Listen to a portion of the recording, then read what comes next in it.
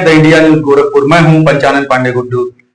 उत्तर प्रदेश सरकार के पूर्व मंत्री और भाजपा के वरिष्ठ नेता डॉक्टर केसी पांडे जी से आज रूबरू हो रहे हैं।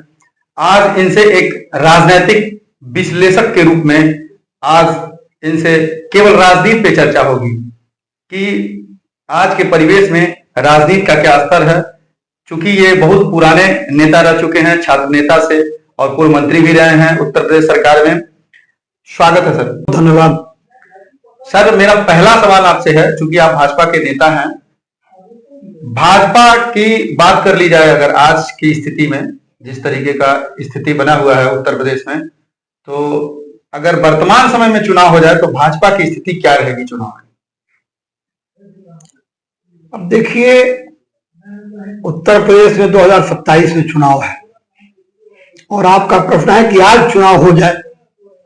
आज चुनाव अगर हो जाए तो थोड़ा संकट और संघर्ष का सामना करना पड़ेगा, क्योंकि जो यूजीसी का काला कानून आया है इससे सवर्णों में बहुत उबाल है। यह तो गनीमत है कि माननीय सर्वोच्च न्यायालय ने उसको स्टे कर दिया, रोक दिया है। इसलिए बहुत विपरीत प्रभाव आम जनमानस पर या सवर्ण समाज पर नहीं पड़ने पा रहा है, लेकिन लोगों के दिलो दिमाग में यह बात छाई हुई है कि आखिर यह काला कानून ले क्यों आया गया। इसका दुष्प्रभाव तो झेलना ही पड़ेगा अगर आज हो जाए, लेकिन हमें विश्वास है कि भारतीय जनता पार्टी का केंद्रीय नेतृत्व और विशेषतः हमारे उत्तर प्रदेश के माननीय मुख्यमंत्री जी इस मामले में गंभीरता से विचार कर रहे होंगे और जल्द ही इसका कोई हल निकाला जाएगा और सम्मानजनक हल निकाला जाएगा।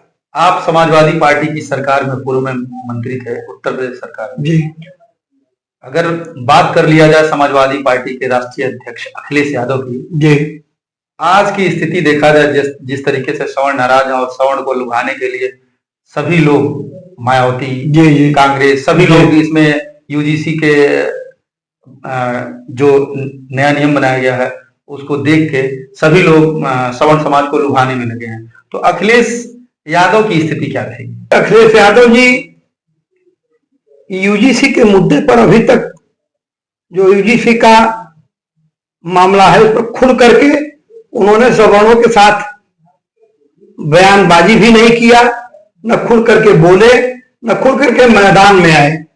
अखिलेश यादव जी को इस मामले में खुल करके मैदान में आना चाहिए था अगर भविष्य में उनको लाभदायक राजनीति करनी है तो, क्योंकि यूजीसी का काला कानून, यूजीसी के काले कानून से सवर्ण तो प्रभावित ही हो रहे हैं, जिनका वो राजनीति करते हैं, जिनका नेतृत्व करते हैं, उनको कोई लाभ मिलने वाला नहीं उससे, और नहीं तो समाज में विघटन की स्थिति, समाज में द्वेष की भावना, समाज में संघर्ष की स्थिति पैदा होगी। इसलिए अखिलेश जी को अपने पिता स्वर्गीय नेताजी के रास्ते पर चलते हुए यूजीसी के काले कानून का खोल करके विरोध करना चाहिए, और अभी अगर नहीं किए आज तक तो अब से आकर के कर देना चाहिए, क्योंकि वो मुख्य विपक्षी दल है उत्तर प्रदेश में और देश में भी वो तीसरे बड़े राजनीतिक दल है संसद में, तो उनको इस मामले में अपने कर्तव्य का उचित निर्वहन करना चाहिए था।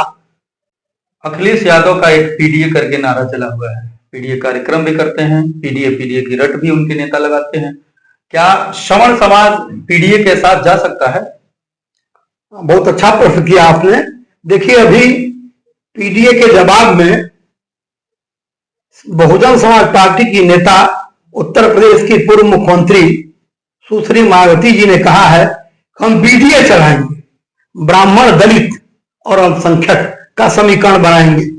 तो अगर ऐसा बना देंगी तो बहुत ज्यादा संकट का सामना अखिलेश जी को करना पड़ेगा और किसी को नहीं करना पड़ेगा, सबसे ज्यादा अखिलेश जी को करना पड़ेगा। इसलिए अखिलेश जी को शुद्ध रूप से समाजवादी आंदोलन, जो डॉक्टर लोहिया से लेकर के जयप्रकाश नारायण, राजनारायण, मधुलिमय, मधुदम दौते और माननीय मुलायम सिंह जी आंदोलन को आगे बढ़ाए, समाजवादी आंदोलन को, उस आंदोलन को लेकर के उनको चलना चाहिए। मुझे याद है 2012 में न पीडीए था न कुछ था, केवल समाजवादी पार्टी थी और समाजवादी पार्टी पूर्ण बहुमत की सरकार बनाई थी, क्योंकि अच्छे लोगों को टिकट दिया गया था, अच्छे लोगों को जोड़ा गया था, और पहली बार उत्तर प्रदेश में समाजवादी पार्टी ने 65 ब्राह्मणों को टिकट दिया था और ब्राह्मण 65 में से 58 जीत करके गए थे।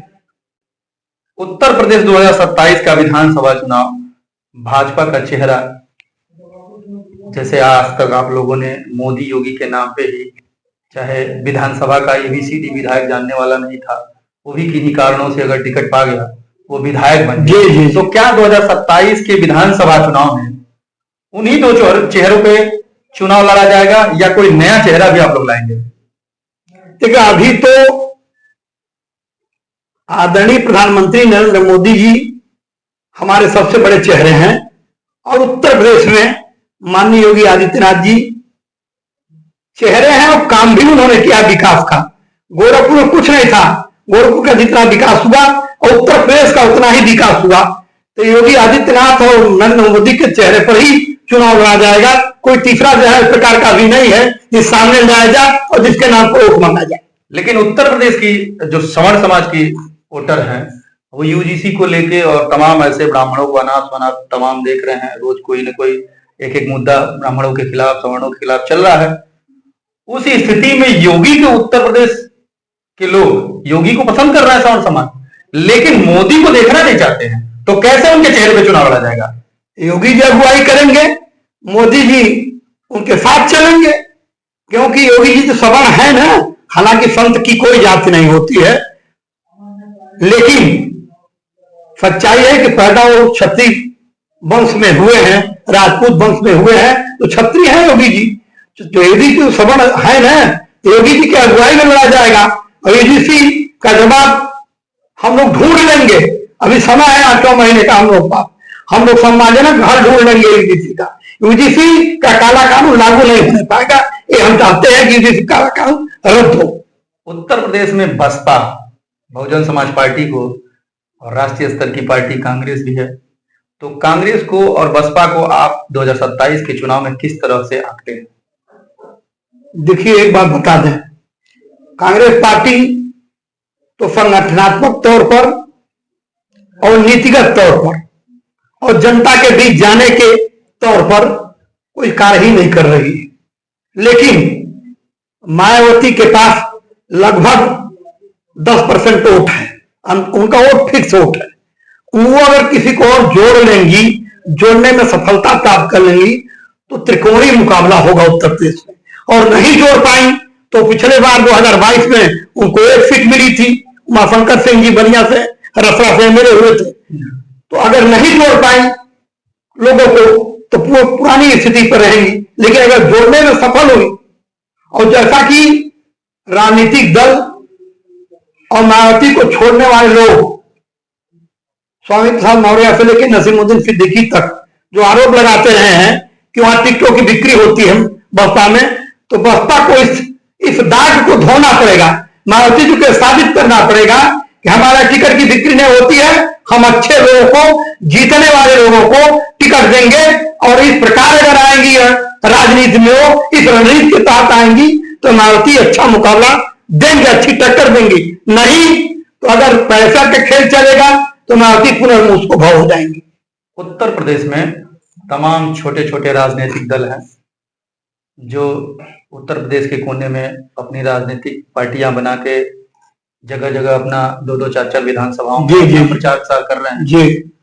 उनको आप किस तरह से आंकते हैं कि 2027 के चुनाव में उनकी क्या स्थिति आप आंकते हैं? देखिए, छोटे दल हैं और जब बड़े दल के साथ आएंगे तालमेल करेंगे। जैसे अपना दल है, निषाद पार्टी है और सुभाषपा है राजभर जी की, इन्होंने भारतीय जनता पार्टी से तालमेल किया हुआ है, तब तो इनकी कुछ स्थिति बनेगी।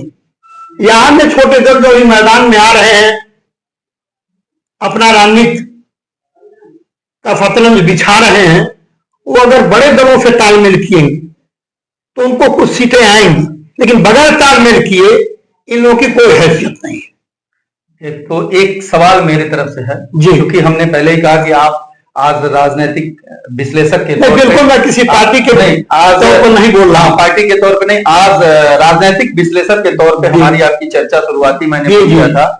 लेकिन मैं एक सवाल अपने तरफ से करता हूं कि आप ब्राह्मणों के एक नेता हैं, ब्राह्मणों की राजनीति करते हैं, ब्राह्मणों के एक पूजनीय माने जाते हैं जी। और लोग मानते भी हैं जी। तो ब्राह्मणों को लेके आपकी क्या सलाह है? 2027 के विधानसभा चुनाव में किसको यह सपोर्ट करें जो ये इस समय आपकी ही पार्टी से नाराज है? देखिए, ब्राह्मणों की राजनीति तो खुल करके 1996 से मैं कर रहा हूं और अखिल भारतीय ब्राह्मण महासभा का गठन 1996 में हुआ। जब मैं समाजवादी पार्टी में 2002 में गया तभी मैंने माननीय नेताजी से कहा था कि मैं समाजवादी पार्टी में रहूंगा लेकिन ब्राह्मण की राजनीति मेरे सर्वोपरि रहेगी। और नेताजी ने सब जानते हुए मुझे समाजवादी पार्टी का नेशनल सेक्रेटरी और पार्लियामेंट्री बोर्ड का मेंबर बनाया और उन्होंने कहा कि आपको इसलिए बनाया जा रहा है कि आप केवल और केवल ब्राह्मणों के हित की बात करिए।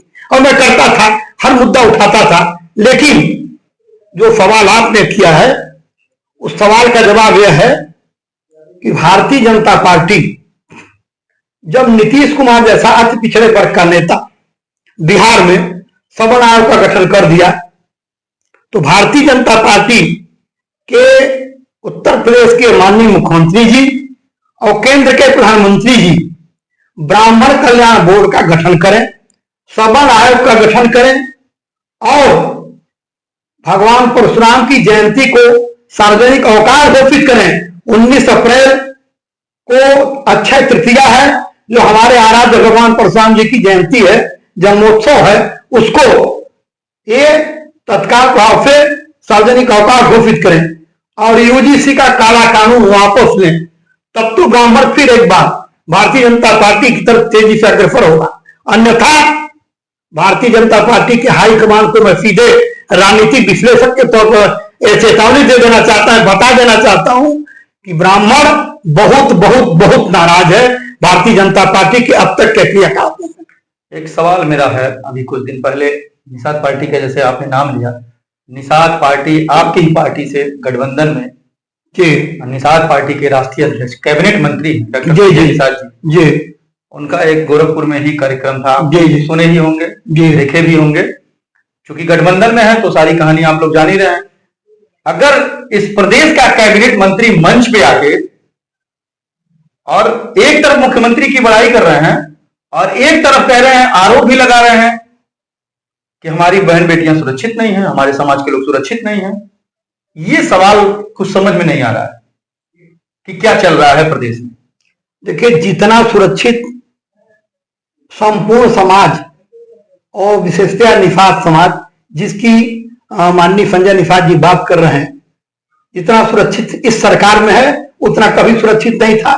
और संजय निषाद जी ने प्रधानमंत्री जी से, गृह मंत्री अमित शाह जी से और माननीय मुख्यमंत्री योगी आदित्यनाथ जी से बहुत कार्य निषादों के लिए कराया है, ऐसा नहीं कराया है। और किस भावुकता में उनके आंख से आंसू निकला, क्यों मंच पर रोने लगे, ये तो संजय निषाद जी की आत्मा ही बताएगी, हम नहीं बता सकते हैं। लेकिन उन्हें मंच पर इस प्रकार रोना नहीं चाहिए था। बहुत कार्य भारतीय जनता पार्टी की सरकार ने निषादों के लिए किया है और आगे भी करेगी। उनको रोना नहीं चाहिए था, ये उनके आंख से क्यों आंसू निकला यह तो सोचने का विषय है।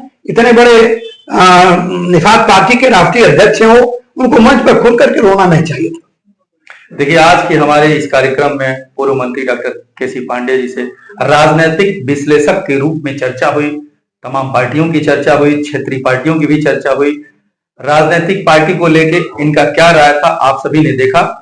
और जो भी आप सवाल करना चाहते हैं, जानना चाहते हैं तो मेरे कमेंट बॉक्स में आके कमेंट जरूर करें। बहुत बहुत धन्यवाद आपको पांडे जी।